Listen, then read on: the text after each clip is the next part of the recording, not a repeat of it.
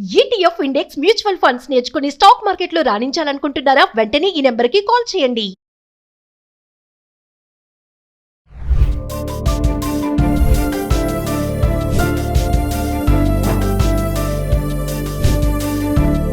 నమస్తే, welcome back to Suman TV. ఎవరి కోసమైతే చట్టాలు వస్తున్నాయో ఆయా చట్టాలపైన వాళ్ళకైనా అవగాహన ఉంటుందా? పోక్సో చట్టం గురించి కోర్ట్ సినిమా ఏం చెప్పడానికి ప్రయత్నిస్తుంది? మరి దీనిపైన మాట్లాడడానికి లీగల్ అడ్వైజర్ సంపత్ సముద్రాల గారు ఉన్నారు. సార్తో మాట్లాడదాం. నమస్తే సార్. సార్, పోక్సో చట్టం ఇప్పుడు కొత్తగా వచ్చిన కోర్ట్ మూవీలో మొత్తం ఈ చట్టం చుట్టూ తిరుగుతుందంట సినిమా అంతా కూడా. అంటే అసలు ఏం చెప్తుంది పోక్సో చట్టం అంటే ఏంటి సార్? దాన్ని చాలా మంది దుర్వినియోగం చేసుకుంటున్నారనే టాక్ కూడా ఉంది. ఒకసారి దాని గురించి. ఈ చట్టం 2012లో ఎనాక్ట్ చేయబడింది. మన భారతదేశంలో యాక్చువల్గా సెక్షువల్ అబ్యూస్ మీద కానీ, చిల్డ్రన్ని కానివ్వండి, పెద్దవాళ్ళే కానివ్వండి, మీరు ఐపీసీలో చూసిన లేదా ఇప్పుడు వచ్చిన భారత న్యాయ సంహితలో చూసినప్పటికీ కూడా చాలా ప్రొవిజన్స్ ఉన్నాయి. సెక్షన్ 375 అనండి, లేదా ఇప్పుడు క్లాస్ 63 అనండి, క్లాస్ 75 అనండి. There are various provisions in our legal system already. అయినప్పటికీ మన యుఎన్ కన్వెన్షన్ ఒకటి, చైల్డ్ రైట్స్ మీద జరిగిన యుఎన్ కన్వెన్షన్ని కంప్లై చేస్తూ, అది కూడా చాలా ఏళ్ల తర్వాత కంప్లై చేస్తూ ఈ యాక్ట్ని ఎనాక్ట్ చేశారు 2012లో. ఈ యాక్ట్ యొక్క ముఖ్య ఉద్దేశం ఏంటి అని అంటే, పిల్లలు అనగానే ఆడపిల్లలు అని కాదు. పిల్లలు అన్నప్పుడు మగపిల్లలైనా అవ్వచ్చు, ఆడపిల్లలైనా అవ్వచ్చు. వీళ్ళు ఎవరినైనా కూడా సెక్స్ పరంగా ఇబ్బంది పెట్టడం అని అంటే, మనం ఇంతకుముందు కూడా మాట్లాడుకుని ఉన్నాం సెక్షువల్ హెరాస్మెంట్ అన్న టాపిక్. అలా all those kind of things, ఒక ఫిజికల్ అసాల్ట్లే కాకుండా స్టాకింగ్ చేయడము, ఇంకా వేరు విధాలుగా ఇబ్బందులు పెట్టడము, ఇవన్నింటిని కూడా ఒక కంపైలేషన్గా తీసుకొచ్చి అబ్బాయిలకైనా అమ్మాయిలకైనా పిల్లలు అనబడే వాళ్ళని ఎలా ప్రొటెక్ట్ చేయాలి, వాళ్ళకి ఎలాంటి రైట్స్ ఉంటాయి, దాని ప్రొసీజర్స్ ఏమిటి అనేది క్లియర్గా ఈ చట్టం 2012లో వచ్చింది. దీని మీద మీరు అన్నట్టుగా చాలా డిస్కషన్స్ జరుగుతూ ఉన్నాయి, చాలా కమెంట్స్ అవుతూ ఉన్నాయి. కేసులు అనుకున్న దానికంటే విపరీతంగా పెరిగిపోతున్నాయి. ఎప్పుడైతే కేసులు విపరీతంగా పెరిగిపోతున్నాయో జడ్జిలకి కూడాను, అంటే మీరు బేసిక్ ఒరిజినల్ జ్యూరిస్డిక్షన్ కోర్టులో కానివ్వండి, అపిలేట్ రివిజన్ జ్యూరిస్డిక్షన్లో కోర్టులో కానివ్వండి, it has become actually a big challenge to deal with them. Because ఇవాళ ఉన్న సంఘానికి, ఇవాళ ఉన్న సొసైటీకి, ఇవాళ ఉన్న పరిస్థితులకి మన న్యాయ వ్యవస్థ లేదా మన లాలు, మన ఎనాక్ట్మెంట్లు వాటికి అనుగుణంగా సరితూగుతూ ఉన్నాయా, కాలానుగుణంగా మారుతున్నాయా? మరి మనం we are in a fast pace world. ఇలాంటి ఫాస్ట్ పేస్ వరల్డ్లో మన న్యాయ సిద్ధాంతాలు కానీ, లాలు కానీ, ఎనాక్ట్మెంట్లు కానీ, ఇవి సొసైటీతో పాటు సరిగ్గా బ్యాలెన్స్ అయ్యి ఉన్నాయా అన్న విషయం మీద చాలా చర్చలు జరుగుతూ ఉన్నాయి. ఎందుకనంటే ఇప్పుడు నేను మీకు చెప్పాను, అమ్మాయిలు అబ్బాయిలు ఇద్దరినీ పిల్లలు అన్నాం అన్నప్పుడు న్యాయం అనేది ఇద్దరికీ జరగాలి. అవునా?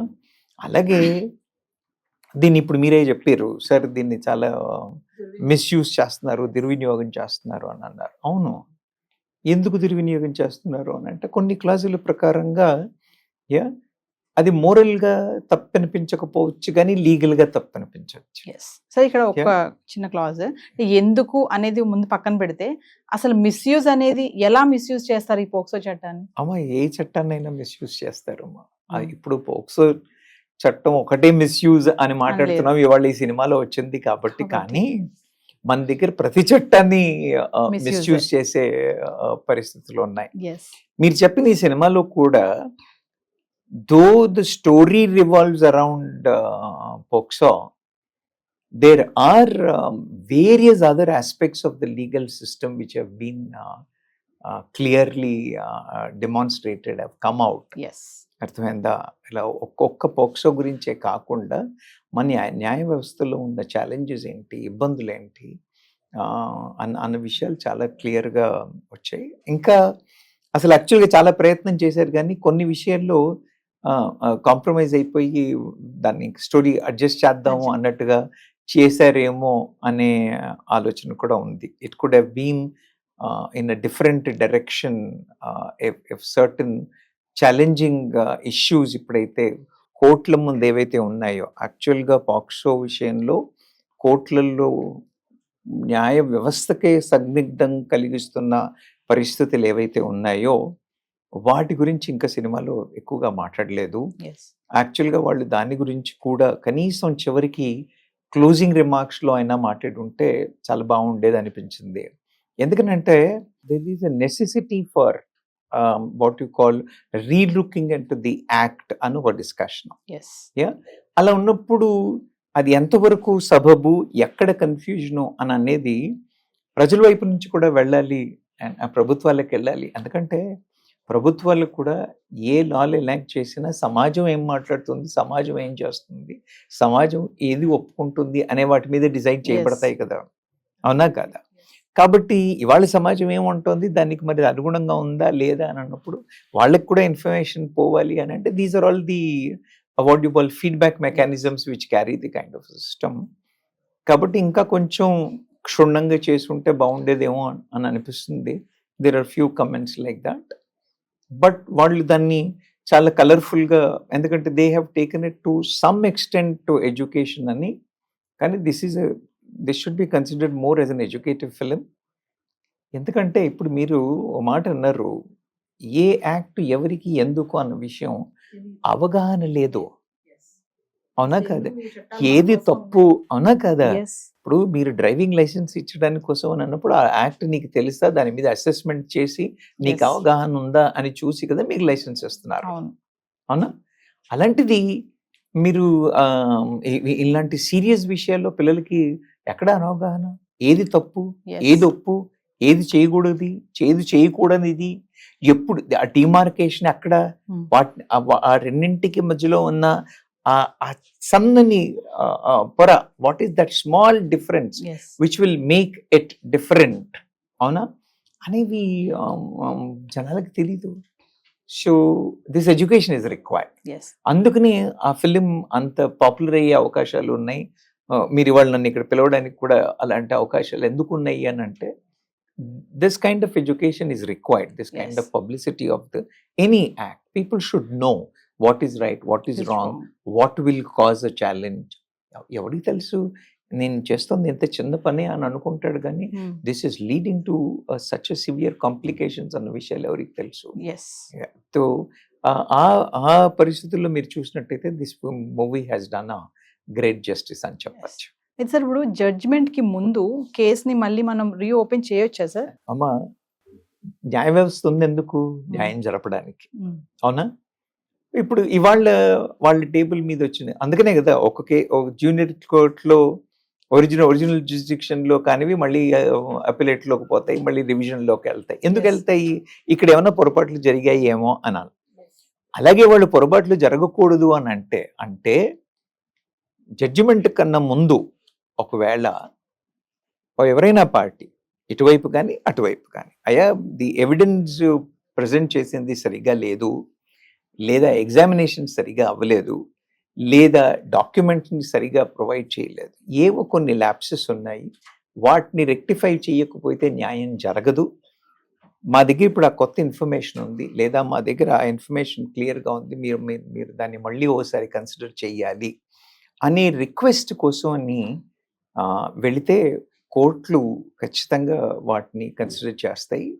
అండ్ అది జనరల్గా అంటే జడ్జి గారి డిస్క్రిప్షన్ మీద కూడా డిపెండ్ అయి ఉంటుంది, బికాజ్ ఆయన మొత్తం కేసు డీల్ చేసి ఉన్నారు. కాబట్టి మీరు ఈ క్వశ్చన్ ఎందుకు అడుగుతున్నారో నాకు అర్థమైంది. ఆ మూవీలో జడ్జిమెంట్ రోజే ఈ క్వశ్చన్ వస్తుంది, అది మూవీలో కాబట్టి జడ్జిమెంట్ రోజు it's little difficult and typical situation. కానీ జడ్జిమెంట్ కన్నా ముందు రీఓపెన్ చేయకూడదు అని ఏమీ లేదు. రీఇన్వెస్టిగేట్ చేయడం కోసం అని, రీఎగ్జామినేషన్ కోసం అని, Yes. క్రాస్ ఎగ్జామినేషన్ కోసం అని కానీ, లేదా adding of a new evidence which was not available or which could be presented at the time of investigation అని కానీ, ఈ పాయింట్ల ప్రకారంగా జడ్జి గారు ఖచ్చితంగా రీఓపెన్ చేసి మళ్ళీ ఇచ్చేసే అవకాశం ఉంది. That is what it is been Yes. Clearly showed in that movie. Sir coming to సమ్మతి వయస్సు, ఈ మూవీ అంతా కూడా ఆ సమ్మతి వయసు మీదే నడిపించారు అంటే అసలు ఏంటి సార్ అది? Very serious issue. ఇప్పుడు మనకి పెళ్ళిళ్ళకి భారతదేశంలో ఏజ్ ఏంటి? అమ్మాయిలకైతే 18 ఏళ్ళు, అబ్బాయిలకైతే 20. 20. ఇది మన స్టాండర్డ్. అవునా? They are considered as adults from 18 and 21. ఆ తర్వాత ప్రీ మ్యారిటల్ సెక్స్, అవునా? Premarital sex with consent, with the consensus of both the parties is happening everywhere. If it is after 18, yeah, because they are adults, yeah, because they are majors, they are adults, yeah, అది పెద్ద issue అవ్వట్లేదు. కానీ when the girl is below 18, okay, then her consent is not considered as consent. మన లెక్క ప్రకారం ఎన్నేళ్ళు? 18 ఏళ్ళు. 18 ఏళ్ళు వస్తేనే అడల్ట్ అన్నాం, అంతకన్నా ముందు ఏంటి వాళ్ళు? పిల్లలే. అందుకనే కదా పాక్సో 2012. కాబట్టి 18 ఏళ్ల కన్నా తక్కువ ఉన్న వాళ్ళు పిల్లలు. అలా అమ్మాయి ఎవరైతే 18 ఇయర్స్ తక్కువ ఉన్నారో, 6 నెలలు, నెల, సంవత్సరం, 2 ఏళ్ళు, 3 ఏళ్ళు, whatever, యా, అలాంటి వాళ్ళు లేదు నేను అబ్బాయి మేమిద్దరం ఇష్టపూర్వకంగానే ఇష్టపడి మేము చేశాము అని అన్నప్పటికీ కూడా దాన్ని క్రైమ్ గానే ట్రీట్ చేస్తారు. ఓకే, సమ్మతించడానికి కూడా 18 ఏళ్ల వయసు రావాలి. 18 ఏళ్ల వయసు కంటే తక్కువ ఉంటే సమ్మతించినప్పటికీ కూడా, ఓకే, ఏది 17 ఏళ్ల 6 నెలలు, 17 ఏళ్ల 9 నెలలు అయినప్పటికీ కూడా వాళ్ళు 18 ఏళ్ళకి రీచ్ అవ్వలేదు కాబట్టి, సో ఇది సమ్మతి వయస్సు అనే. ఓకే, ఇంటర్నేషనల్ గా ఇప్పుడు నేను మీకు చెప్పాను కదా, UN కన్వెన్షన్ ప్రకారంగాను 18 ఏళ్ళు. అందుకని ప్రపంచం అంతా కూడా ఇది 18 ఏళ్ళుగానే కన్సిడర్ చేసింది. ఓకే, ఆ 18 ఏళ్ళుగానే కన్సిడర్ చేసింది. కాబట్టి anything below that is considered as crime. కానీ ఇప్పుడు మీరు చెప్పండి నాకు, సమాజంలో జూనియర్ కాలేజ్లోనే లవ్ స్టోరీలు అవుతున్నాయి. ఎక్కడ కాలేజ్? స్కూల్స్ లోనే ఉన్నాయి.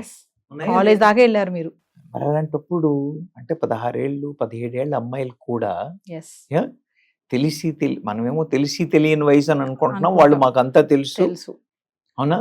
ఇది పార్ట్నర్స్ ఫర్ లా అన్న ఒక ఏజెన్సీ ఒక ఫీడ్బ్యాక్, అదేంటి సర్వే చేసినట్టయితే జనాలు పిల్లలందరూ పారిపోతున్నారు. ఈ మనం చూసాం కదా కేసులు, అమ్మాయిలు పారిపోయి పెళ్లి చేసుకోవడం, టెంపుల్లో వెళ్ళి పెళ్లి చేసుకోవడం, బయట వెళ్ళి పెళ్లి చేసేసుకోవడం, ఇలాంటివన్నీ ఈ ఎలోపింగ్ కేసెస్ ఎందుకు అవుతున్నాయి అని అంటే, అమ్మాయిలు even after 16 they are matured, they think they are doing their decision is right అని వాళ్ళు అనుకుంటున్నారు. అనుకుని వెళ్ళి వాళ్ళు ఇలాంటి పనులలో ఇచ్చేస్తున్నారు. కానీ వాళ్ళ తల్లిదండ్రులు ఏమంటారు? మా పిల్లలకి 18 రాలేదు కాబట్టి పిల్లలే. కాబట్టి ఇప్పుడు ఎవరు ఏం చేశారు? అబ్బాయి చేసింది తప్పు, అబ్బాయి చేసింది క్రైమ్. మా అమ్మాయికి ఏం తెలియదు, మా అమ్మాయి చిన్నపిల్ల అని తీసుకెళ్ళి పిల్లల్ని. ఇప్పుడు ఏమవుతుంది? అబ్బాయిల జీవితం, అబ్బాయిలు కోట్ల చుట్టూ తిరగడం. మీకు తెలుసా? ఫ్యామిలీలోనో రిలేటెడ్ పీపుల్ తెలిసిన మనుషులో ఉన్న వాళ్ళు అయితే 20 ఏళ్ల దాకా శిక్ష పడుతుంది. ఓకే, 14 ఏళ్ళ లైఫ్ టైం ఇంప్రిజన్మెంట్ ఉంది, ఫైన్స్ ఉన్నాయి, పెనాలిటీస్ ఉన్నాయి. కానీ 20 ఏళ్ల దాకా, ఒక 20 ఏళ్ల కుర్రాడికి 20 ఏళ్ల ఖైదు పడింది అనుకోండి, ఇంకా వాడి జీవితం ఏంటి? అయిపోయింది అక్కడే. అవునా? ఏదో ఎవరో ఒక అమ్మాయి చాలా సరదాగా ఫ్రెండ్లీగా ఉండి మాట్లాడిన అమ్మాయి, ఇద్దరూ కలిసి ఇద్దరం ఓకే అనుకున్నాం, ఇద్దరం ఇష్టపడ్డాం, అవునా, ఇద్దరం ఇష్టపడ్డాం అన్న స్టోరీ మీద వెళ్ళి ఎవరి జీవితం, అమ్మాయి life she will be settle, she will be fine. You understand my point? So it is the boys who are having a serious struggle. అందుకని ఇప్పుడు మీరు ఏదైతే అడిగారో సమ్మతి వయస్సు ఏదైతే ఉందో, అయ్యా దీన్ని 18 కాదు 16కు మార్చండి అన్న డిస్కషన్స్ అవుతున్నాయి. ఓకే, మద్రాస్ హైకోర్టులో కేసులో కూడా జడ్జి గారు కూడా అన్నారు, ఇలా ఉంటే కాదు కష్టం అని. లా కమిషన్ 22కి రికమెండేషన్స్ పంపించేటప్పుడు most of the high courts have also suggested that maybe we need to relook at అని అనేసి. అయితే లా కమిషన్ వాళ్ళు కూడా ఒప్పుకోలేదు. ఎందుకు ఒప్పుకోలేదు? మనం ఒకవైపే చూస్తున్నాం. వాళ్ళు ఏమంటున్నారు అంటే, ఒక్కసారి మనం దీన్ని లిబరలైజ్ చేసి తగ్గించినట్టయితే then the exploitation on the girl side will become more. ఇప్పటికే ఇష్యూస్ అమ్మాయిలకి చాలా ఎక్కువగానే సాగుతూ ఉన్నాయి. మనం దీన్ని లిబరలైజ్ చేసినట్టయితే ఇంకా ఎక్కువ కాంప్లెక్స్ అయ్యే పరిస్థితులు ఉన్నాయి. కాబట్టి ది లా కమిషన్ సస్సేమిరా ఇది ఎక్స్టెండ్ చేయడానికి లేదు అని. లా కమిషన్ 22లో ఈ సబ్జెక్ట్ వచ్చినప్పుడు వాళ్ళు సస్సేమిరా దీన్ని తగ్గించడానికి లేదు, 18 ఏళ్లే. అయితే వాళ్ళు గవర్నమెంట్కి ఏమని సజెస్ట్ చేశారంటే, ఒకవేళ వీలైతే జడ్జి గారి డిస్క్రిషన్ చేసేట్టుగా, ఆయన పరిస్థితి చూసి కేసులో డిస్క్రిషన్ మీద ఆయన డిసైడ్ చేసేట్టుగా ఓ ప్రొవిజన్ ఇవ్వడానికి ఎక్స్ప్లోర్ చెయ్యొచ్చు అన్నట్టుగా లా కమిషన్ రికమెండ్ చేసింది.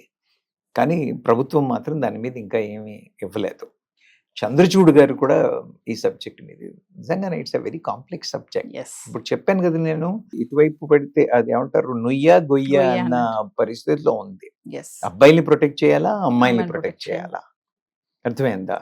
ఈ లెక్కన ఈ సమ్మతం ఏజ్ అని అనేది మరి మీరు అవి ఏమీ చెప్పకుండా, ఒకవేళ పేరెంట్స్కి తెలియకుండా వీళ్ళు పారిపోయినట్టయితే మీరు చెప్పినట్టుగా స్కూళ్ళల్లోనే మొదలవుతున్నాయి, అవునా? మరి అది మొదలైనప్పుడు దాన్ని రీవిజిట్ చేయాల్సిన అవసరం ఉందా? సమాజం మారుతున్నప్పుడు, సమాజ పోకడలు మారుతున్నప్పుడు ప్రభుత్వాలు దీన్ని చూడకూడదా, ఈ లీగల్ సిస్టమ్ని చేయకూడదా అన్న డిస్కషన్లు చాలా జరుగుతూ ఉన్నాయి. అండ్ చూడాలి ప్రభుత్వాలు ఏం చేస్తాయి, వాట్ విల్ బి ది. కోర్ట్స్కి కూడా ఇది ఒక పెద్ద తలనొప్పిలాగే ఉంది. బికాస్ వాళ్ళకి క్లియర్గా తెలుస్తోంది, లా ప్రకారంగా చూసినట్టయితే అబ్బాయి తప్పే, కానీ విట్నెస్లు వచ్చినప్పుడు క్రాస్ ఎగ్జామినేషన్ చేసినప్పుడు అమ్మాయిలు క్లియర్గా చెప్తున్నారు, నేను కావాలని వెళ్ళి చేయలేను, మా నాన్నగారికి ఇష్టం లేదు, అందుకని కాల్ చేస్తున్నారు, ఐఎమ్ ఫైన్ అని చెప్తున్నారు. You understand my point? అలా చెప్పినప్పటికీ కూడా జడ్జి గారు ఏం చేయాలో తెలియని పరిస్థితులు ఉన్నాయి. So that is the major issue with the age of consent. మన దగ్గర ఏజ్ ఆఫ్ మ్యారేజ్ కానీ కన్సెంట్ కానీ 18 ఏళ్లకే ఉంది. మీరు మ్యారేజ్ 18 ఏళ్లకు ఉంచినప్పటికీ కూడా కన్సెంట్ని 16కు మార్చండి అని మాట్లాడుతున్నారు. మీకు ఇంకా తెలుసా, మ్యారేజెస్ ఒకవేళ కంగారు పడిపోయి అయిపోయినా కూడా, ఇలాగే 16 ఏళ్ళు 18 ఏళ్ళు పెళ్ళిళ్ళు అయినా కూడా, even their relation is considered, అలాంటి పరిస్థితుల్లో కూడా దాన్ని రేప్ గానే కన్సిడర్ చేస్తారు. Even if it is his wife, if she is below 18, whatever happens is considered as a rape and he is punishable on law.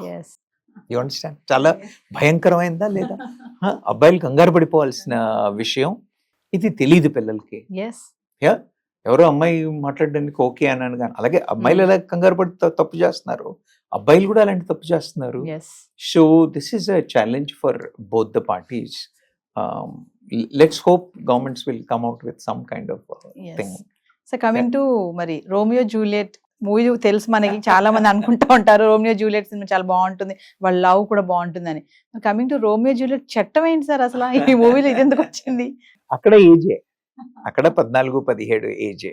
ఆ ఏజ్ ని basis గా తీసుకుని కొన్ని కంట్రీస్, కొన్ని దేశాల్లో, నెదర్లాండ్స్ వాళ్ళు కన్సెంట్ ఏజ్ 16కు పెట్టారు. ఇలా ఇప్పుడు యుఎస్లో ఇంకా మిగతా యూరోపియన్ కంట్రీస్లో కొన్నింట్లో వాళ్ళు ఈ 18 ఏళ్లకు బదులు 16 ఏళ్ళు యాక్సెప్ట్ చేస్తున్నారు. On the basis of the Romeo Juliet law అని చెప్పేసి అక్కడ వాళ్ళు 16 ఏళ్ళకి ఎగ్జామ్షన్ ఇస్తున్నారు. అది మన దగ్గర కూడా ఎందుకు చేయకూడదు అని చెప్పేసి పిల్లు ఫైల్ అయ్యి ఉన్నాయి. కానీ supreme court has not taken a decision on that. Supreme court has asked government of India to take necessary steps on that. So they have sent a query to government of India what is their stand on this అని చెప్పి. ఇవాళ వరకు అయితే ఏం లేదు, 18 ఏళ్లే. అందుకని అబ్బాయిలు జాగ్రత్త, అమ్మాయిలు జాగ్రత్త, జాగ్రత్త, సీరియస్గా. అంటే నేను ఈ స్టోరీ సినిమాలో నేనేం చెప్తున్నానంటే, ఆ సినిమాలో వాళ్ళు దాన్ని అలాంటి ఏమి ఇంటర్ కోర్స్ కానీ అలాంటివి ఏమి జరగలేదు, సెక్షువల్ యాక్ట్స్ ఏమి జరగలేదు అని స్టోరీని చాలా సింప్లిఫై చేసి సినిమాని క్లోజ్ చేశారు. ఒకవేళ ఏదైనా జరిగినట్టుంటే ఏమిటి పరిస్థితి అనేది పిల్లలకి చెప్పాలి. ఓకే, అదే తెలియాలి పిల్ల. నేను అంటే ఇఫ్ యూ ఆస్క్ మీ, వాళ్ళు ఇంకొక ఎక్స్టెన్షన్ గానో లేదా ఫైనల్ క్లోజింగ్ రిమార్క్స్ గానో, ఇక్కడంటే బతికిపోయారు వీళ్ళిద్దరు అబ్బాయి, ఇట్ వాజ్ ఆల్ సేఫ్. కానీ ఏదైనా జరిగి ఉన్నట్టయితే మాత్రం జీవితాలు ఏమైపోతాయి పిల్లలవి. అందుకని పేరెంట్స్ జాగ్రత్త, పిల్లలు జాగ్రత్త అని చెప్పున్నట్టయితే that movie would have been a much more message oriented movie అని అనిపించింది నాకు. But otherwise it's a good attempt, very well done. And this kind of awareness and this kind of educative programs రావాలండి, పిల్లలకి తెలియాలి. Love స్టోరీలు అయితే నేర్పిస్తున్నామో films, అలాగే ఈ లవ్ స్టోరీస్కి అప్రోప్రియేట్ ఏజ్ ఏంటి, లేకపోతే దాని యొక్క కాన్సిక్వెన్సెస్ ఏమిటి అనే విషయాలు మామూలుగా ఎడ్యుకేషన్ సిస్టమే కాకుండా సమాజం కూడా వీని మీద దృక్పథం సరిగా పెట్టకపోతే ఇంకా ఎక్కడి దాకా వెళ్తుంది, పిల్లలకి ఏమవుతుంది? బికాజ్ వాళ్ళ భవిష్యత్తుని పాడు చేస్తున్నాం. అవునా కదా? ఆ ఏజ్లో వాడికి న్యాయ వ్యవస్థ ఏంటి, ఈ సిస్టమ్ ఏంటి, ఈ పాలసీ ఏంటి, రూల్స్ ఏంటి తెలియక తను చేస్తోంది హీరోయిజం అనుకుంటాడు. హీరోయిజం అనుకుంటాడు, కానీ జీవితం నాశనం అయిపోతుంది. కాబట్టి అబ్బాయిలు జాగ్రత్త. That is what I would like to conclude. Finally parents కి గానీ, మరి యంగ్స్టర్స్ కే గానీ, అమ్మాయిలకి అబ్బాయిలకి కూడా ఏం చెప్తారు? అవన్ చూస్తే నేనేమన్నానంటే, ముందు ఏ పేరెంట్స్ ఎడ్యుకేట్ చేస్తున్నారు? అవునా? ఇంకా అమ్మాయిలకి వాళ్ళ అమ్మలో, అత్తలో, అమ్మమ్మలో కొంత ఎడ్యుకేషన్ ఇస్తారేమో కానీ అబ్బాయిలకి ఇలాంటి ఎడ్యుకేషన్ అసలు లేదు. సో మీరు ఇప్పుడు పేరెంట్స్కి ఏం చెప్తారు అని అంటే, any parent who has children, they should take it a point to educate them on this. You understand? దీని మీద స్టడీ చేయించడం, వాళ్ళకి అవగాహన కలిగించేట్టుగా వాళ్ళే చెప్తారా, పుస్తకాలు చదివిస్తారా, ఇంకేదైనా what ever the means they choose, which ever they feel appropriate, పిల్లలకి తెలియచేయడం ఇంపార్టెంట్. రెండోది, అబ్బాయిలకి చెప్పేది, అబ్బాయిలకైనా అమ్మాయిలకైనా చెప్పేది ఏంటంటే, అమ్మాయిలకైనా కూడా, you think the other boy is your life partner and you want to have good life with him, but because you are not waiting till 18 ఏళ్ల వరకు ఆగకపోవడం చేత వాడి జీవితం నాశనం చేస్తున్నావు నువ్వు. అవునా కదా? నువ్వు యాక్చువల్గా లవ్ అని అన్నప్పుడు you respect that guy and you want, అదేమంటారు, వాడు తను జీవితం పంచుకోవాలి అని అనుకున్న మైండ్ సెట్లో ఉన్నవాళ్ళు, అలాంటి మీ పార్ట్నర్ జీవితం నాశనం అయిపోతుంది if things don't fall in place. కాబట్టి అబ్బాయిలకైనా అమ్మాయిలకైనా మనం హద్దు దాటకూడదు. ఆ కనీసం మనకిచ్చిన వయోపరిమితి ఏదైతే ఉందో దాన్ని సరిగ్గా గుర్తుపెట్టుకుని ఆ ఏజ్ ప్రకారంగా ఉండాలి. లేకపోతే consequences are going to be bad. పిల్లలకే కాదు, అబ్బాయిలకే కాదు, మొత్తం ఫ్యామిలీకి, మొత్తం సమాజానికి ఇది ఒక పెద్ద సమస్యగా ఉంది. కాబట్టి అవగాహన కలిగించడం అనేది పేరెంట్స్కి ఇంపార్టెంట్. దాన్ని తెలుసుకుని అనుగుణంగా కొంత జాగ్రత్తగా ఉండడం అనేది పిల్లలకి. Thank you sir.